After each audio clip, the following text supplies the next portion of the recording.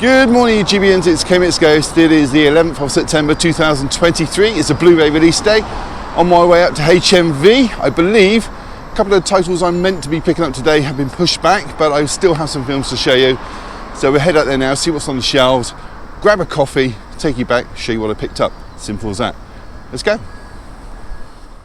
Okay, so I'm on my way to HMV. I'm on the seafront at the moment. You can see the remains of the West Pier over there. It's quite cloudy, but it is warm as well. And I've noticed, you see this circle of what's the remains of the struts of the West Pier underneath the I-360.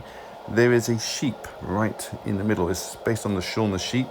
And I've looked these up, and it's from the Martlets charity, and their aim is to bring awareness to their cause, and people can sponsor. These are all given out as blank sheep, and they are decorated by specific artists. This one is by Movie 808, MOVI-808, and it's sponsored by Brandwatch. What I'll do is have a look on my way up to the town, up to Churchill Square, see if there are any more, and I'll film them for you and give you a little bit of info along the way. And here we go, here's another one titled Frothy. It is outside the Grand Hotel, which was built in 1864, and the Grand Hotel has actually sponsored this particular one. The local artist is Rosie Apps, mother of two, and it depicts the sea in black and white. Okay, so I found another one. This one you can find just outside Churchill Square Shopping Centre. It's on Western Road, and it's titled Coaster. This depicts the cherry blossom's short life, reflecting on our fleeting existence, and it's sponsored by Brighton Hove Buses, and the artist is Fiona Blair. Okay, all that sheep rustling has made me thirsty, so it's off to McDonald's today for a nice Arabica bean latte. Look at that, it's nice and quiet in here today, almost empty.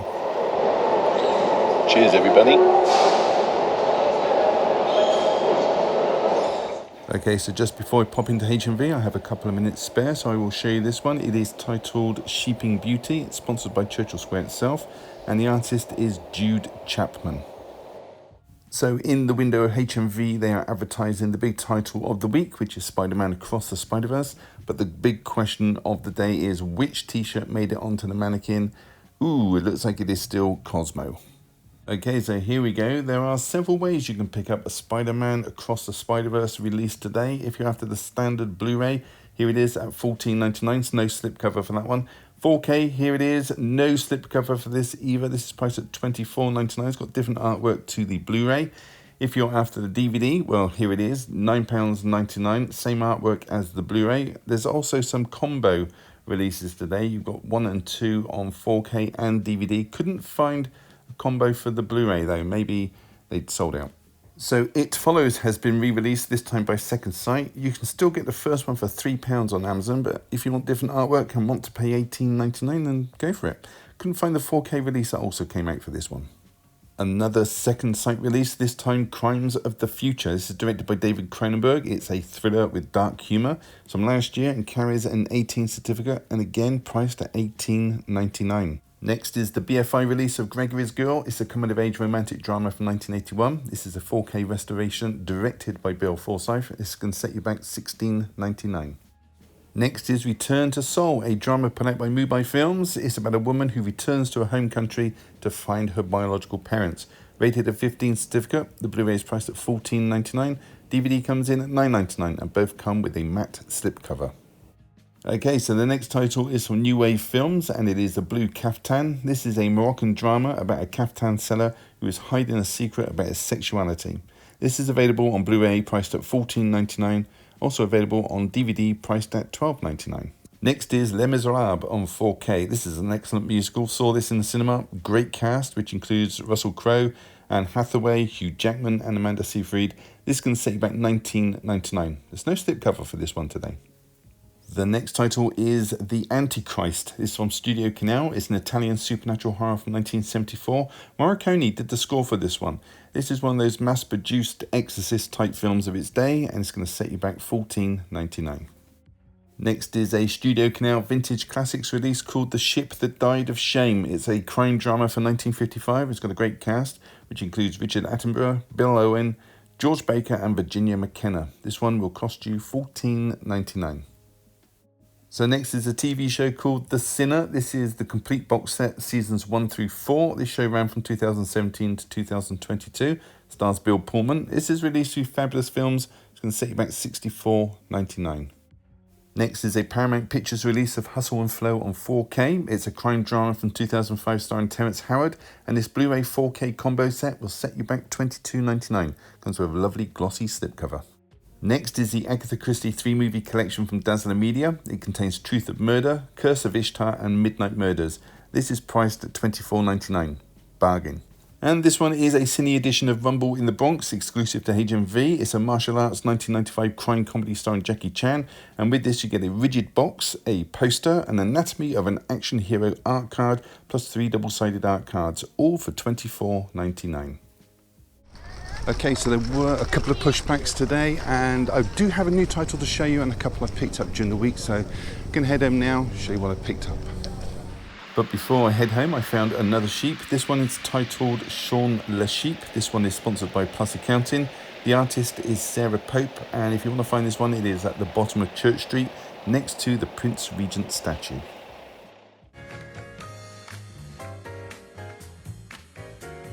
Hey everybody, welcome back. So there's 3 titles today. There were going to be 5, but 2 have been pushed back. One to the 25th of September, one to the 2nd of October. So we've got a new title that came out today. We've got one that's a back catalogue title and one that came out in June of this year. So let's crack on with it. Okay, first title to show you, which I picked up during the week from HMV, and I came to hear about this on Blue Justin's channel, and I'll put a link down in the description below where you can check him out. It is Tentacles. It's an Italian-made but set in America creature feature from 1977, and it's got a top American cast, 3 of which are Academy Award winners. You've got John Huston, the director of The African Queen, The Misfits, Key Largo, Escape to Victory, and many, many more. A great director. In this, he's playing Ned Turner. He's a reporter trying to get to the bottom of several deaths at the Solana Beach Harbour area. And he thinks it's got something to do with both radio waves and the construction of an underwater tunnel, the owner of which is a Mr. Whitehead, being played by Henry Fonda, who was quite ill when they made this film. He was just getting over a heart attack, so they gave him a smaller role in the movie. Also stars Shelley Winters as Tilly Turner, that's Ned's sister in the film. You know Shelley from the Poseidon Adventure. She was Belle Rosen, the woman who had the heart attack while swimming. She also played Lena in Pete's Dragon, which was made the same year as this. And on a side note, she wears the biggest hat in any movie I've ever seen. I'll put a picture in the corner if I remember. Bill Hopkins is also in this as Will Gleason. He's a marine life expert, and he also trains killer whales, which comes in handy later in the film. You may know him from Killer Elite, a movie I showed on the 27th of February. Anyway, the creature in this movie, the heart of the local killings, is a giant octopus. And given the build-up, obviously being a marine-based creature, Jaws, which was made 2 years earlier, must have been a big influence. There's a lot of copied scenes in this from Jaws, although it's got none of the tension Jaws had. Now, being an Italian film, some of the actors' voices are dubbed into English, but that's no biggie. Picture quality on this is absolutely excellent. Brilliant picture. The film itself is just cheesy, fun, cliched 70s creature feature. Comes in at 1 hour 42 minutes. It's probably a bit pricey at £20, but let's take a look inside and see what you get for your money. Okay, so the slipcase, which is very nice quality, has the same image as the cover, but this cover is reversible, and I'll show you that now. So there's the alternate cover, and I'm pretty sure that is the original poster art. So an image from the slipcover has been put onto the disc, and that is one of the copied scenes in the film. And there is a double-sided poster. So that is Tentacles. Now, slipcover is very high quality, as is the double-sided poster, but I don't think it warrants a £20 price tag.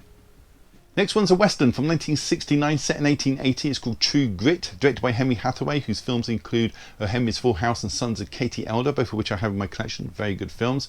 And like the Sons of Katie Elder, this stars John Wayne as Reuben J. Cogburn, or Rooster as he's known in the film. John Wayne actually won the Academy Award for Best Actor in this role. He is hired by Mattie Ross to bring her father's killer to justice. Mattie's played by Kim Darby, a very young looking actress. She was 21 when she filmed this, and she's playing a girl of about 14 in the film. Kim was in Bus Riley's Back in Town, which I showed on the 26th of June. And Jeff Corey is playing her father's killer, Tom Chaney. Tom was actually blacklisted in the 1950s by the Un-American Activities Committee, and he turned his hand to teaching actors, and his students included Leonard Nimoy, Peter and Jane Fonda, James Coburn, and Bruce Lee. Anyway, Rooster is considered to be the meanest marshal around, and he agrees to the job. And just before they set out, he and Mattie encounter a Texas Ranger called LaBeef, being played by singer-actor Glenn Campbell, whose actually opening song in this was done by him. Now, all 3 join forces. I won't say any more than that, actually, but if you've seen the remake, brilliant film by the way, then you're going to know the rest. This also stars Robert Duvall as gang leader Lucky Ned Pepper, and Dennis Hopper's in this as well as one of his crew members, Wilfred Brimley, and Jemmy Slater as well, who was in Sons of Katie Elder, although he's only in this for about 5 minutes. Great pacing in this, acting and story, well worth checking out. It's got a runtime of 2 hours 8 minutes. Let's take a look inside. So it's got just a plain disc, but I'm happy with that as long as the film is in the case. That is True Grit. Okay, next and last is Spider-Man Across the Spider-Verse. This is the animated sequel to Spider-Man Into the Spider-Verse, and this is the second of a 3-part story. The third one is going to be titled Spider-Man Beyond the Spider-Verse, and you can expect that early 2025, or so I've been told. Now, you may know this is set within a multiverse, so plot-wise, I'm not going to over-explain this and get bogged down. It's set a year and a half after the first film, and the core of the story is, well, you've got Shamik Moore voicing Miles Morales, aka Spider-Man. This is not Peter Parker in his reality anymore. If you've seen the first one, you're going to know Peter was killed by Kingpin in the Shadow. Kingpin was trying to have a hydrogen collider built with the help of a female Doc Ock, very good character, and with the hopes of bringing back his family. And this all happens on Earth 1610, and it's linked to the new threat in this film. Hailee Steinfeld returns voicing Gwen Stacy, who is Spider-Woman from Earth 65. She's wanted on her Earth for killing Peter. So Gwen and Miles team up and they try to stop the Spot, who is the villain of this movie, voiced by Jason Schwartzman, who is, I'm just going to say, he's causing issues within the multiverse. Plus you got a whole lot more Spider-Men or Spider people in this film, but unfortunately Nick Cage's version isn't in this as far as I'm aware anyway.